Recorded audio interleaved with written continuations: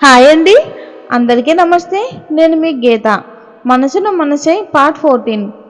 బాగా వర్షం వస్తుందండి. సౌండ్ ఏమన్నా లో అయితే అడ్జస్ట్ అవ్వండి, సారీ. స్టోరీలోకి వెళ్ళిపోదాం. వీడు ఎలాగో మన మాట వినడం లేదు.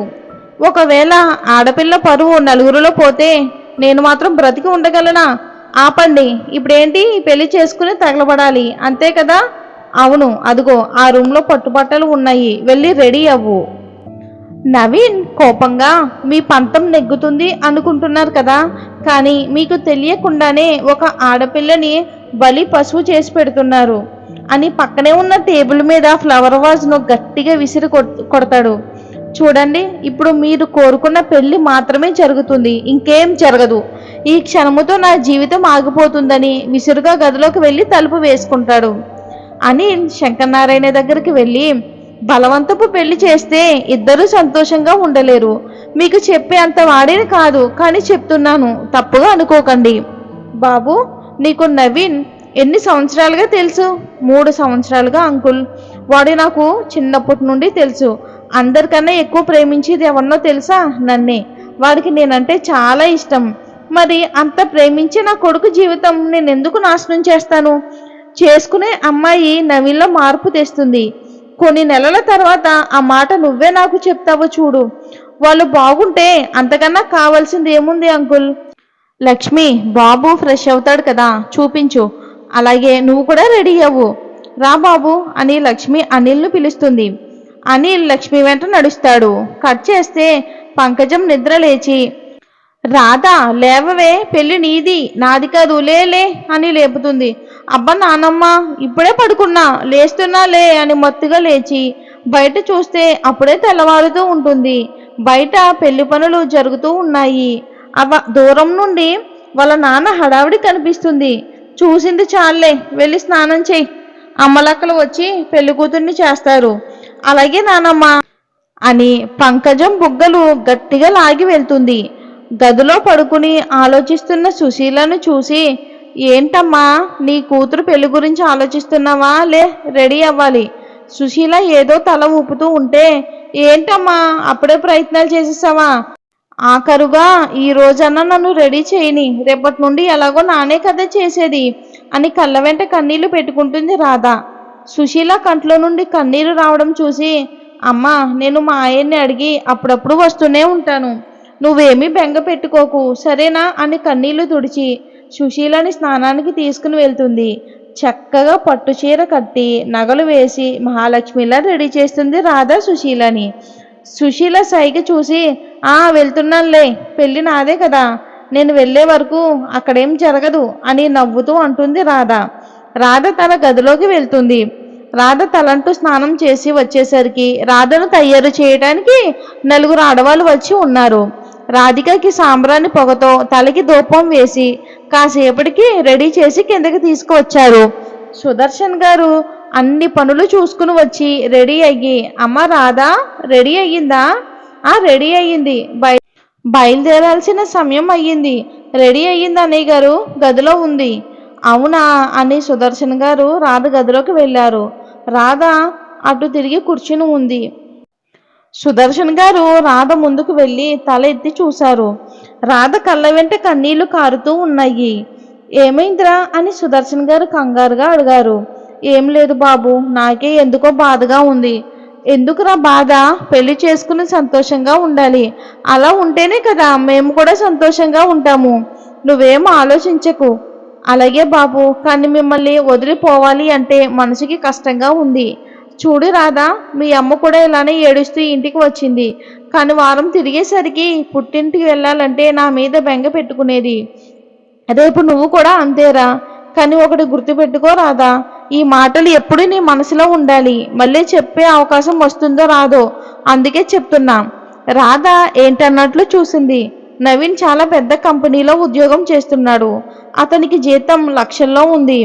ఆఫీస్లో 1,00,000 పనులు ఉంటాయి. ఆ చిరాకు నీ మీద చూపించవచ్చు. అలాంటప్పుడు నువ్వు బాధపడకు. అతనికి ధైర్యం చెప్పు, లేదా ఒంటరిగా కాసేపు వదిలేయి, సరేనా? మరో విషయం, కొన్నింటికి సర్దుకుంటేనే ముందు వచ్చే రోజులు చాలా అందంగా ఆనందంగా ఉంటాయి, సరేనా? అలాగే బాబు, చూడు ఎంత అందంగా ఉన్నావో, నా కూతురికి అప్పుడే పెళ్ళంటే నమ్మలేకపోతున్నా తెలుసా అంటే రాధ నవ్వింది. సరే పద, దేవుడికి దీపం పెట్టి గుడికి వెళ్దాం. అలాగే బాపు అంటూ సుదర్శన్ గారి వెంట నడిచింది రాధ. వస్తున్న రాధని చూసి సుశీలకు, రంగనాథానికి, పంకజానికి చాలా ముచ్చటగా అనిపిస్తుంది. తెలుపు గ్రీన్ కలిసిన పట్టుచీర, ఒంటి నిండా నగలు, చేతులకు కాలపారాని, సహజంగా ఉన్న అందమైన చిరునవ్వుతో చాలా చక్కగా ఉంది రాధ. రాధ ముందుగా దేవుడి గదిలోకి వెళ్ళి దీపం పెట్టి అందరికీ హారతి ఇచ్చి బయటికి వచ్చింది. రాధ వెళ్దామా అని సుదర్శన్ గారు అనడంతో తల ఊపుతూ సరే బాబు అని అంటుంది. అందరూ గుడికి బయలుదేరారు.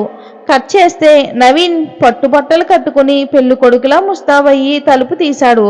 అప్పటికే లక్ష్మి, శంకరనారాయణ గారు తన గురించి ఎదురు చూస్తూ ఉన్నారు. లక్ష్మి వెళ్ళి పెళ్లి తిలకం దిద్ది బుగ్గన చుక్క పెట్టింది. నవీన్ ఒక్క మాట కూడా మాట్లాడలేదు. అనిల్ కారు తీరా, బయలుదేరదాం. అలాగే అంకుల్. అనిల్ నేను కూడా రెడీ అయిపోయాను. అందరూ కలిసి బయటికి నడుస్తారు. అనిల్ కారు స్టార్ట్ చేయనగానే నవీన్ కారులో కూర్చుని వెనక్కి వాలి కళ్ళు మూసుకుంటాడు. సరిగ్గా పావు గంటకి రాములవారి గుడికి అందరూ చేరుకుంటారు. నవీన్ రాగానే సుదర్శన్ గారు, రంగనాథం గారు అలాగే కొందరు బంధువులు ఎదురెళ్ళి ఆహ్వానించారు. కారు దిగుతున్న నవీన్తో చూడు నవీన్, నా గౌరవం పోకుండా ప్రవర్తించు. నవీన్ కారు దిగ్గానే సుదర్శన్ గారు వచ్చి పలకరించారు. నవీన్ ఎవ్వరి వైపు కూడా చూడకుండా నమస్తే పెట్టి లోపలికి నడిచాడు. సుదర్శన్ గారికి విషయం అసలు అర్థమయ్యింది. సడన్గా పెళ్ళి అనేసరికి ముభావంగా ఉన్నాడు అని అనుకున్నాడు. నవీన్ వెళ్ళేసరికి టైం అవడంతో నేరుగా పీటల మీద కూర్చోబెట్టారు. పూజ జరుగుతూ ఉంది. నవీన్ చలనం లేనట్టు చెప్పింది చేసుకుంటూ పోతున్నాడు. అందరూ రాధకి కాబోయే మొగుడు ఎలా ఉన్నాడు అంటూ వచ్చి మరీ చూస్తున్నారు. అనిల్ కదంతా కొత్తగా అనిపించింది. బాబాయ్ గారు ఎందుకు అందరూ ముందుకు వచ్చి మరీ చూస్తున్నారు అని ఒక అతన్ని అడుగుతాడు. మా రాధమ్మ గుణంలో సీతాదేవి, ఓర్పులో భూదేవి, సర్వ సుగుణాలు ఉన్నాయి, అంత మంచిది. అలాంటి మా రాధమ్మని చేసుకోబోయే పిల్లాడు మాకు ముఖ్యమే, అందుకే వచ్చి మరీ చూస్తున్నాం అని చెప్పి వెళ్ళిపోతాడు. రాధ ఎలాంటిదో సుసాయిగా అర్థమైంది. అక్కడ బావ భలే ఉన్నాడే అని రాధతో కొందరు పిల్లలు వెళ్ళి చెప్పగానే రాధమ్మకి సిగ్గుతో బొగ్గలు ఎరుపెక్కాయి. ఇంతలో పెళ్లికూతుర్ని తీసుకుని రమ్మంటే లక్ష్మి వెళ్ళి రాధని తీసుకుని వస్తుంది. రాధని చూసిన అనిల్కు తల గడ్డ కట్టేసింది. నవీన్కి ఏ ఆడంబరాలు నచ్చవో అవన్నీ రాధలో ఉన్నాయి. అసలు వీళ్ళిద్దరూ కలిసి ఉంటారా అని అనుమానం కలిగింది. కానీ వస్తున్న రాధని చూసి ఎందుకో ఈ అమ్మాయి నవీన్కి కరెక్ట్ అనిపిస్తుంది. పైగా వీడు చూసిన ఎందరో అమ్మాయిల కన్నా చాలా అందంగా ఉంది. చూద్దాం వీడి కాపురం ఎలా వెలగబెడతాడో, కొంచెం ఈ అమ్మాయి వైపు నిలబడాలి అని మనసులో అనుకుంటాడు. రాధ నవీన్ పక్కన కూర్చుంది. నవీన్కి కోపం వస్తున్నా దాన్ని అణుచుకుని కూర్చునే ఉన్నాడు. పంతులు చెప్పే ఒక్కొక్క పని మరబొమ్మలా చేసుకుంటూ పోతున్నాడు. కానీ రాధ వైపు ఒక్కసారి కూడా చూడలేదు. రాధకి ఆశలు, లక్ష కోరికలతో నవీన్ పక్కన నవ్వుతూ కూర్చుని ఉంది. పంతులు ఇద్దరి చేతిలో జీలకర్ర బెల్లం పెట్టి ఒకరి తల మీద మరొకరిని పెట్టుకోమని చెప్పారు. కనీసం అప్పుడు కూడా నవీన్ చూపు పైకి ఎత్తలేదు. కానీ రాధ నవీన్ని చూసింది. ఎంత అందంగా ఉన్నాడు, మొహం ఎంత అందంగా ఉంది, ముగ్ధ మనోహర రూపంలో తోచింది. తనకి గుండె వేగంగా కొట్టుకుంది. ఇలా ఉండగానే తాళి నవీన్ చేతికిచ్చి కట్టమని చెప్పారు పంతులు. భజంత్రీలు అని అనడంతో పెళ్లి వాయిద్యాలు మారుమోగాయి. నవీన్ కళ్ళు మూసుకుని రాధ మెడలో 3 ముళ్ళు వేశాడు. నవీన్ రాధ మెడలో 3 ముళ్ళు వేయగానే రాధ తల్లిదండ్రులు, నవీన్ తల్లిదండ్రులు ఊపిరి పీల్చుకున్నారు. తర్వాత మిగిలిన ఘట్టాలు తూతూ మంత్రంగా చేశాడు నవీన్. కానీ రాధ మనసులో 100ల కొద్ది ప్రమాణాలు చేసుకుంది. అంతా పూర్తయ్యాక నవీన్ అనిల్తో రే ఇప్పుడే హైదరాబాద్ బయలుదేరాలి, నువ్వేం చేస్తావో నాకు తెలీదు అని చిన్నగా చెప్పాడు. అనిల్ విషయం శంకరనారాయణ గారికి వెళ్ళి చెప్పాడు. సరే ఇంటికి వచ్చి దీపం పెట్టి వెళ్ళమను.